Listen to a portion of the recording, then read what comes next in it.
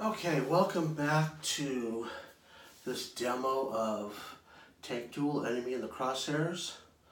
We're about to do turn 3, but first we have some errata for turn 2. One thing that I forgot to do in our fire procedure in turn 2 was talk about acquisition. When the first shot was fired by the Stug and he hit this T-34 right here, he had the opportunity to acquire his shot after he took it. So when you take a shot, when you're all done with the process, you can place one of these +10 acquisition counters in your spotting box, so the next time that you fire on them, it's a better shot for you. There's a better chance for you to hit. And then if you still haven't killed the tank and you want to continue to acquire, you can put this +20, flip it over. And that's the best, the most that you can have acquisition bonus. But when you do that, you have a choice. So when he took that shot and when he was finished, he could have chosen to acquire the target. That means he would lose spot on everything else. He would leave his spot 1 on tank 1 with a +10% chance to hit. But he's focused here. He's not paying attention to other tanks on the battlefield. You don't have to do that. You don't have to take that. And you can keep your spots on everybody and get no advantage.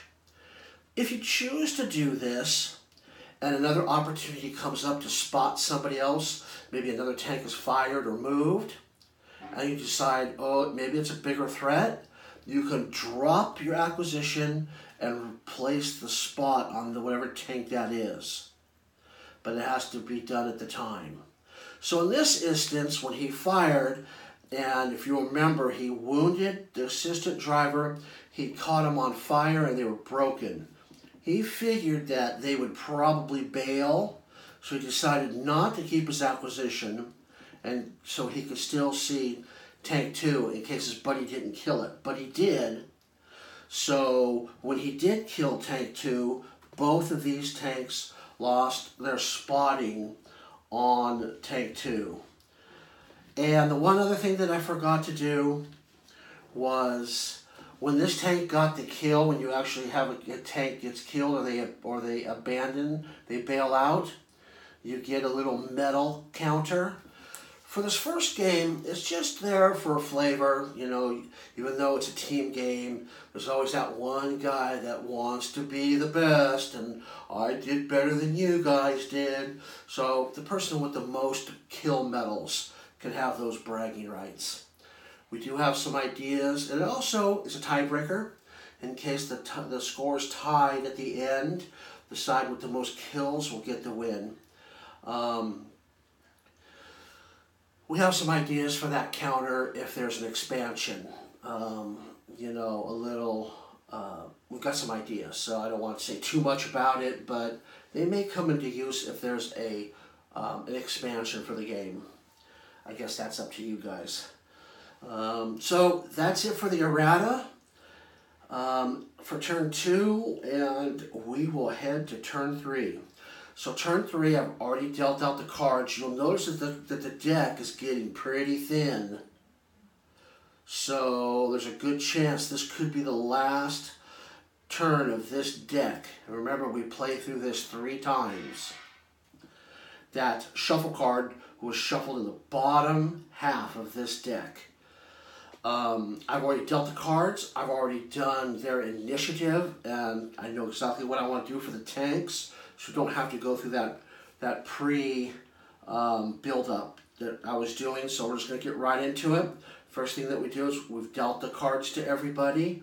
They've all chosen their initiative. This guy is coming in with a 14. He would really like to shoot first because he's flanked. He does have the guy who has him spotted flanked, so he's hoping he can get a shot off before either one of those guys get a shot on him. because they both have him spotted. Neither one of the German tanks have this guy spotted, number 2, and he has nobody spotted. So he wants to go pretty late in the turn, so he's got a 95. This guy's going to take a shot. He can see him.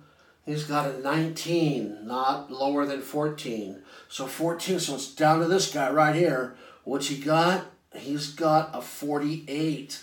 That's the best that he wanted to play. So it looks like it's going to go here, here, here, and here.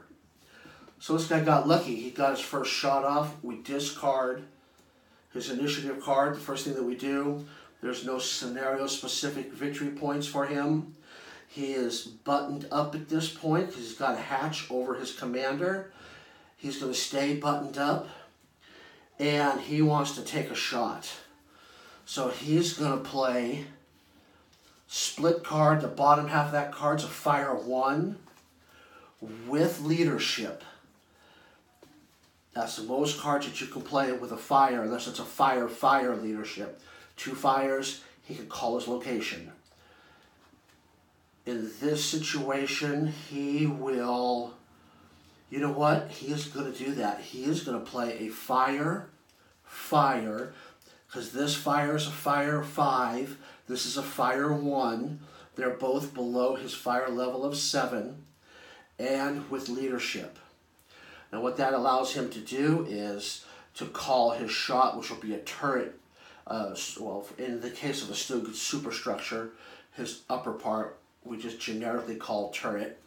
When you get a plus modifier for a fire 1 of plus 10, you choose the best fire modifier from the 2 cards and use it.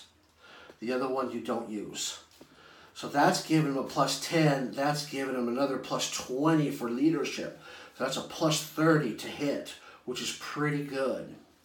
So does the Stug have any tactics cards that he can play to help him? And he does not have any at this time. So he's not going to be able to affect the shot with any kind of tactics. So let's go ahead and figure out the shot. He's firing here at his front armor. They are 400 and 1,000. I'm sorry, 600. So they are 1,000 apart from each other.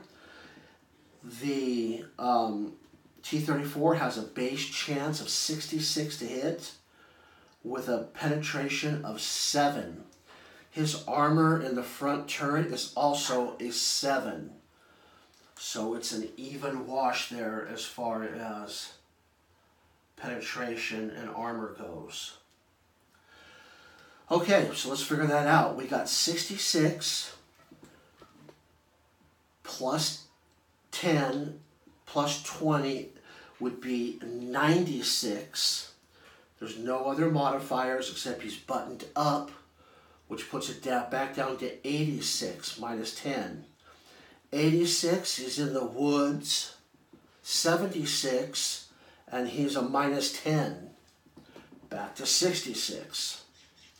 So he's got a 66% chance to get a hit. He pulls a 31. Nice 31. That is a hit. And since he called the location of the shot by playing 2 of these, he does not have to pull a card for hit location. We go straight to penetration. So, we remember he penetrates 7. He has 7 armor. So a 0 or any pluses, it's going to penetrate. If there's any negative modifier on here, it's going to bounce. And he pulls a shuffle. This is perfect because I can show you what happens with a shuffle. We take the card and we put it to the side and we finish this tank action before we actually do the shuffle. Then we will do the shuffle and proceed on in the turn. If this would come out during when we're dealing the cards out to all the tanks, the player who get it would throw it down replace, finish shuffling, dealing out the cards, and then do the shuffle. So, looking for the penetration again. The penetration is, it's a B. That is an auto bounce. There are 5 B's and 5 P's for penetration. So what that means is no matter how great the shot would have been, it would have bounced. So there's always a chance with that 5% P to penetrate that a small tank could actually do damage to a larger tank. So it bounced. Now he has that opportunity to acquire and lose spot on number 2, and he chooses to do that. So now he's got him acquired. Everything else is done here. Now we have to do the shuffle. So we take the deck. We will shuffle this up and try to do this as quickly as possible. Well, that was unfortunate. You wouldn't believe how many times that happens. You've got this crazy shot. There's just no way that you're going to be able to do anything, and somehow you pull that auto pin. Or you think you're dead to rights and he's got you, and you pull that bounce. It happens at the craziest times. Okay, so he will. So now what we do is we take our deck, we cut it in half, and we will shuffle the shuffle card into the bottom half of the deck. So we will get this shuffled up. This is the second time playing through it. When we hit this shuffle again, on the third deck, we will take this end card and place it anywhere within the deck, not just the bottom half. So in that third deck, it could end very quickly, or it could be at the bottom of that stack. So you just never know.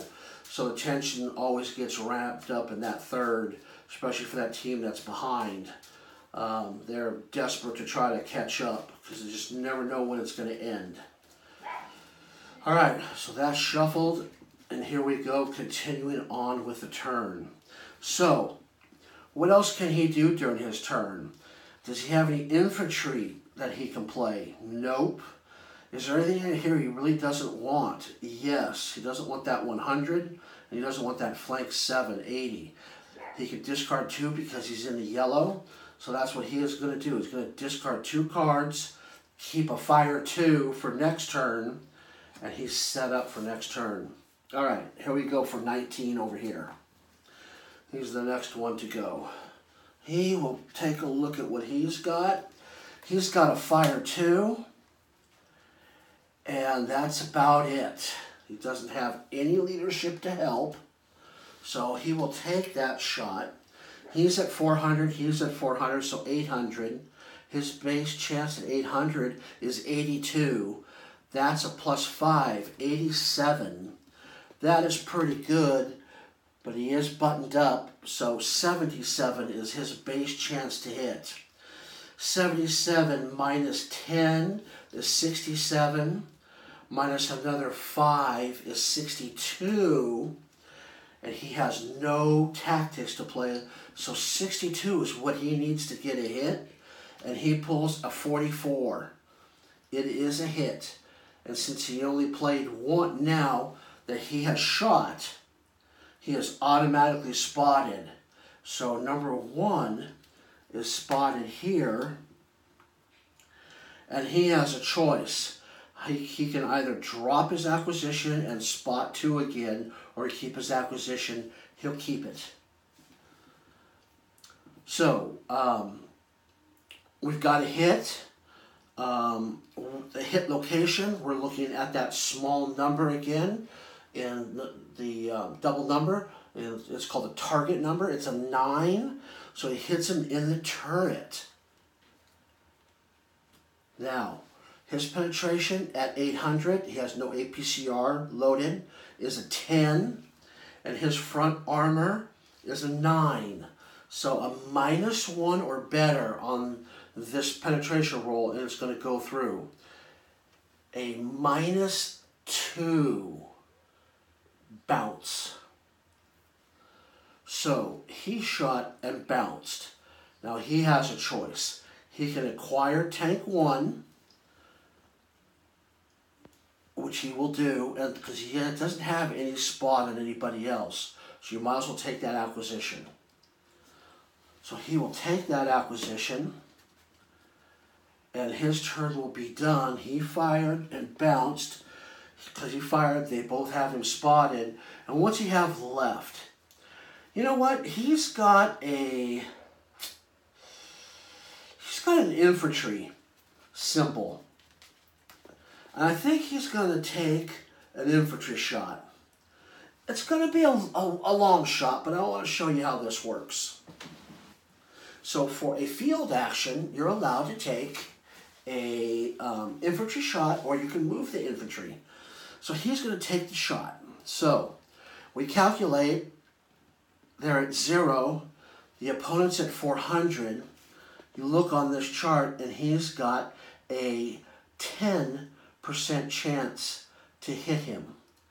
Plus whatever terrain that he's in, which is another 10. So there's a 20% chance of getting a hit. He needs to pull a 20 or less. Oh my goodness, he pulls a 7. Well, that will be a hit. Now, he needed 20 or less, which means if cut it in half, which is 10, if he pulled a 10 or lower, it's a Panzerfaust shot. If it was between 11 and 20, it would be a Panzerschreck. So the Panzerfaust has a pin number of 23. Against his 9, it's always a front shot, we calculate infantry. He's got, the only way he's going to survive this is if he pulls a bounce. So the first thing that we do, got to do, let me back up on that. We treat it just like a normal shot. Where did he hit him with the Panzerfaust? A 3. He hits him in the hull. It's in the front. It's a 9.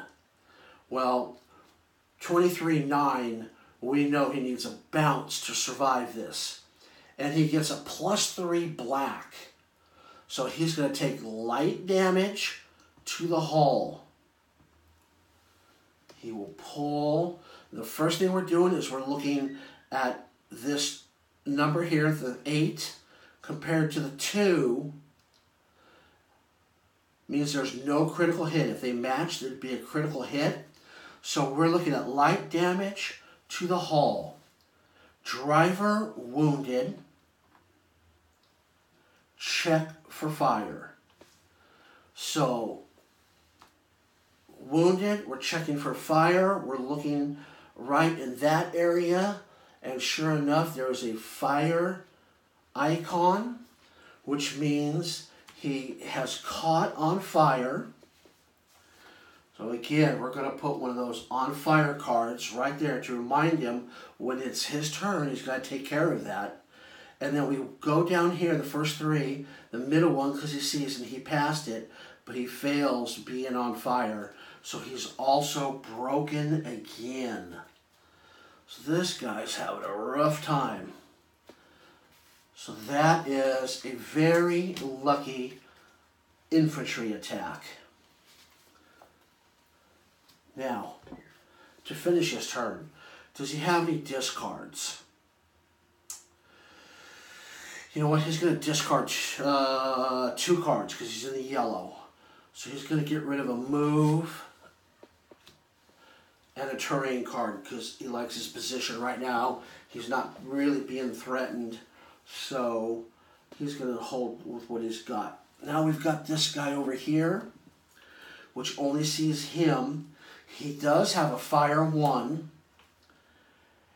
And that is about it that he has. So he's going to take the shot. Again, we know it's 1,074% chance to hit. It is a +10 fire 1. That's 84. He's not buttoned up, so he's going to be at 84. Minus 10 is 74. Minus another 5 is 69. He has a 69 plus 10, 79, because he's got him acquired. 79 pulls a 75. He just gets it. So where is he going to hit him? We look at that number there. He hits him in the 4, which is the hall. He's a 9. He's penetrating 9. We look here, and it is, the penetrating is a minus 4. That is a miss. So, he misses, but he might as well acquire him because he doesn't have anybody else spotted. So he's going to have him acquired. This guy's got 2 guys got him acquired. He's pretty beat up. Not sure what we're going to do with him next turn, but we will see. All right, we're down to the last guy for this turn. He is going to play...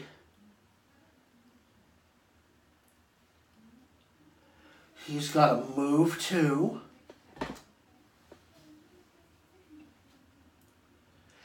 He's got a... That's the only move he has. So he's going to move 2. He's going to move into some woods for the first part of his turn. So these are supposed to be discard at the beginning of their turns. He's going to play a move 2, which is below his move level, and a 5, and move into some woods. So he's going to move 2 closer. Concealment number is 30 to see if he can conceal. He pulls a 51. So that is not low enough to conceal. Now these tanks have a decision to make. Do they stay acquired on their target, or do they drop acquisition and spot 2? I think I will have this guy drop his acquisition and spot 2.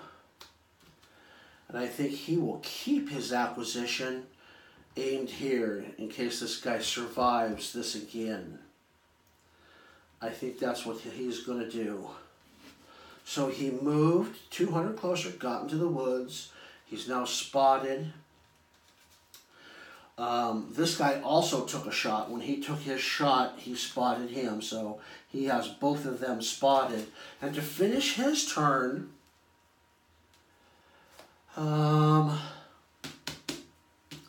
he's got a gully that he could play, but it also has the infantry on it. He could move the infantry, take a shot, or hold on to this and try to get a little closer. Maybe pull a move card next turn, which I think is what he's going to do. I think he's going to keep it. He's going to keep all 3 of his cards because he likes them. Okay, that is turn 3. We've gone through a shuffle, which is really good. Now, next turn, when we do this here, he may just bail and give up a little bit of victory points to the enemy rather than try to survive this. Because if he doesn't survive, when he's like, let's say the fire goes out of control, then these guys that are wounded have to pull 2 cards to try to survive, where the guys who are not wounded only have to try to pull 1. So the chances of guys dying in here is increasing. So he's got a tough decision. He's acquired. He's got 1 guy spotted. He does have a nice card, but man, it's a 20. It's a fire card. So who knows how his initiative is going to be next turn. So he'll have to make that decision when he gets his hand of cards. All right, so that'll do it for turn 3. A little shorter this time. Having it set up and just getting right in the turn. We'll speed it up. We'll do another turn in a little bit. All right, thanks for watching.